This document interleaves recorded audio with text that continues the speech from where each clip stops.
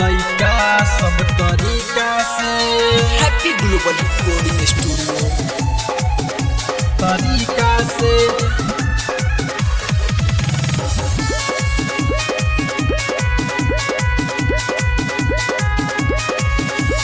ढोरी पमार सिका से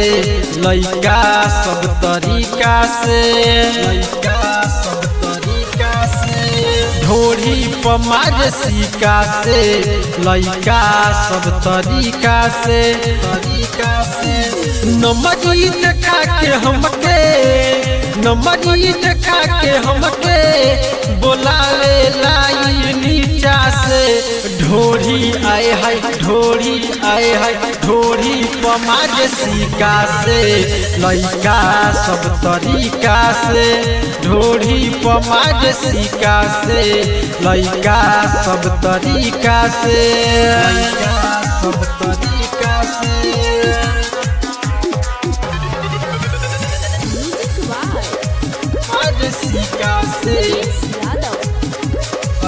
घटे बरियारी नंबर लिखता दुपट्टा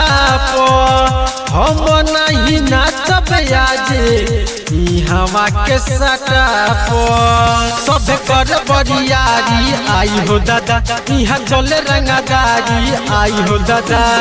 लागे की जैसे बैलून लागे की जैसे बैलून फोर दीटा से ढोरी आए है ढोरी हाँ ढोरी पमार सिका से लइका सब तरीका से ढोरी पमार सिका से लइका सब तरीका से लइका सब तरीका से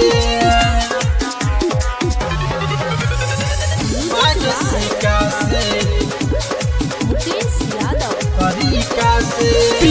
सिगरेट ढोरी भर देता धुआं से छुए तो छुए लागे पानी हमरा मुँह से करी के तनो हमाना माने ना सब लुटेला खजाना माने ना राइटर रामजी दीवाना नीपू के दीवाना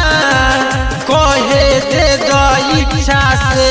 ढोरी आए है ढोरी हाँ ढोरी पमार सिका से